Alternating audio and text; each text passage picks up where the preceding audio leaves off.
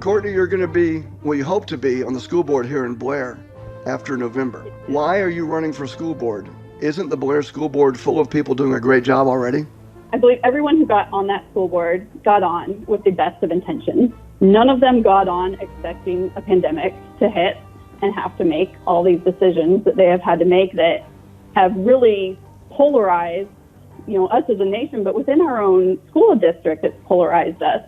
And so I do look at our board and think, do we have good people on there? Yeah, I do, but I think they're tired. And I also think, do all of them have a standard for children that I want for my own? No, they don't. And I think that that's not necessarily bad either, to have that balance on the school board, to have that conversation of both sides so that everybody's voices truly do get heard. But I am running for school board because I do have 6 children, that it is incredibly hard to be involved in the public school process.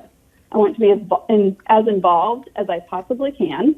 I want to be a voice for the parents. There's a lot of parents that are feeling like we aren't heard, that we don't even know the direction to go to be heard. And so I want to be the one that sits on the board that is the voice for all of those type people. I may be the person sitting there, but who I represent is a lot of people. And I'm running because, God has brought the verse Esther 4:14 in front of me for almost a year now, for such a time as this, that he was telling me, Courtney, I'm just asking you to run for school board. So here I am. I'm running for school board. There may be people who hear this interview and say, well, if you feel so stridently about these things, and the faith is such an important part of raising your family, why not just homeschool your kids? Why get involved in a public school system that you believe has issues for which you want to represent people? Why not just homeschool? It's a great state for homeschooling. Why not just do that? I really struggle with that myself. And some days it is really hard to send my children to school not knowing what they are going to be exposed to. And we did this last summer and into early fall, we were really considering, do we homeschool? And God told us no. And I do believe our school system can provide an excellent education. And I mean, I look at my 15-year-old who's a freshman this year, and our high school has got so many cool programs that I could not provide for him. And what it comes down to is I think that we need godly people in the schools too. And my calling was not to homeschool. And my calling is to send my kids to public school. Courtney, the problem people will say with the school system, some people will say, is not that your kids can't get a quality education. It's the ideological indoctrination that they get. How do you feel about that? And what would your answer be to parents that say, well, you can sit on the school board all day long and come up with some neat programs, educational programs, but what about the things my children are taught off topic that we don't want? That is really hard, and that is something I truly don't believe we will be able to control. And I think that's where it comes back to us as parents having those conversations at home, letting your children know what you believe, and also giving your children that other side before they do hear it at school, so they know a response. They already know what you believe. And honestly, I don't want for my children to simply believe what I believe because I believe it. I want them to believe it because they've chosen to, because they see it as the way. And so I don't necessarily think it's bad to hear that other side. Do I want it forced down their throats? No. And do I want it when they're young and impressionable? Absolutely not. And they're still impressionable in junior high and high school. That's not what I mean. But I think once you hit those, especially high school age, you truly can think more for yourself. One of the issues that I think you'll probably have a defined opinion on is an issue that's a hot button issue around the country right now, and that is on the whole issue of whether boys are girls or whether girls are boys, the whole gender fluidity issue. If you're on the school board and there's a curriculum that comes up that opens that up for discussion, especially for younger kids, if you had to today, this is February the 14th, 2022, if you had to vote up or down on whether children should be taught that you can choose whether you're a boy or not, or whether you're a girl or not, how would you vote to represent other parents? I would vote against that. How would Right. you respond to people that say, well, you're not very tolerant, or you just got through saying that your kids should be able to hear different ideas. There's a different idea. How would you respond to that? I would say that that's a discussion for you to have with your child at home. I do struggle with that tolerance issue, I guess, that our younger kids, there's no reason for them to know that that's an issue. There is just no reason. I think that for our young elementary kids, I mean, teaching them to be kind to everyone, and I think both parents and teachers teach that to them, just in example. I don't think they need to have the burden of gender identity put on them. I think they need to remain children. Once it gets to high school, do I believe in a curriculum that teaches it? No, I don't. But I know my son Jonah has a current event class where they kind of go through the hot button topics of today. Do I think it's bad to have that as a topic that comes out where they debate it together, where they can learn to debate that in a kind way, and that it doesn't have to be this we're so against each other because of our ideas, when we don't have to be so strongly against each other simply because we think differently. And I think that's not a bad thing to come up later in the school years. I'm curious what you think about something which has struck me in the last 5 years. In my entire life, I've never seen a time in history where we were talking so much about what was happening in schools that had nothing to do with education. So as a parent who sends your kids to public school, if you had a voice for other parents, or if you could say something to the current school board, what would you tell them about the focus of what the Blair schools needs to be? The focus of school truly needs to be on those math, reading, writing, spelling, science, history, that it really is simple, and we've taken it to such a extreme, and I'm not saying this in Blair, that it's taken it to such a extreme, but I would say that we need to stick to those simple topics that are black and white. Math is black and white, spelling, reading, black and white.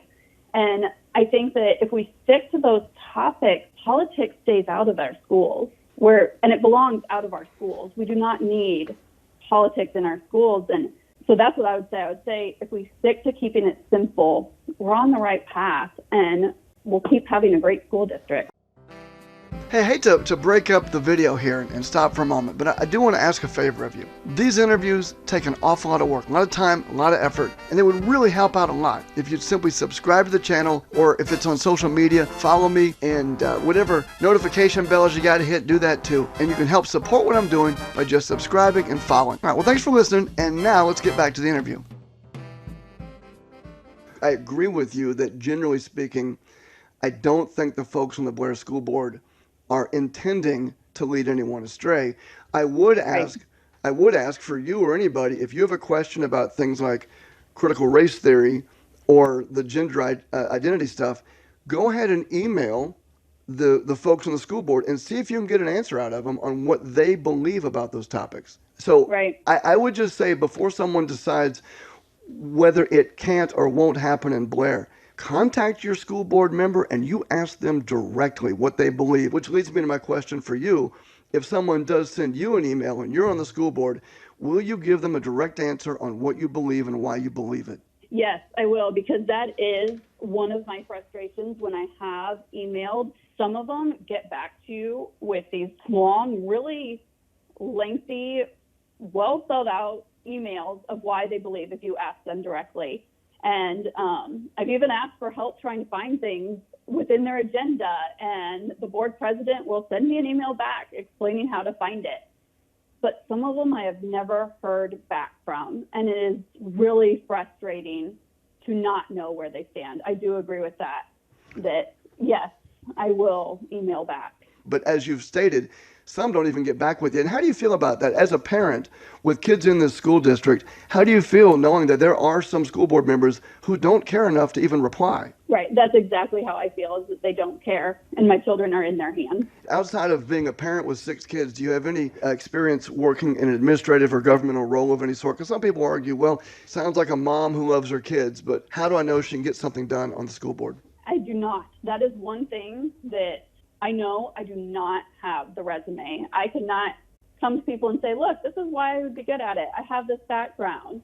I would be good at it because I am a mom. I have 6 children, that 6 kids in themselves, that is running debates. That is a balancing act. You do learn quite a bit from being a mom. And I do not believe you have to have a resume of things you've done in your past that led you to this point. I think we need people with passion to be on school boards, and not necessarily, if you have passion and have a good resume, awesome. But I think the passion is more important than the good resume. You started off talking at the very beginning about the pandemic. And the pandemic, as you mentioned, is something that no one expected. But it seems to me in the times of unexpected happenstance, that's when you really find out the mettle of somebody and what they believe and whether they've got a backbone or not. It seems to me you have to have a guidepost. Given your strength and your faith and your beliefs, and since you started this conversation talking about the pandemic and mentioning the way some people may have withered under the weight of that, although those weren't your words, it's what I'm getting out of it. What would you have done differently than the school board did in handling the pandemic from the start? I would stick with parent choice. I think that is a big part of why parents don't feel supported, because parent choice initially, now it is.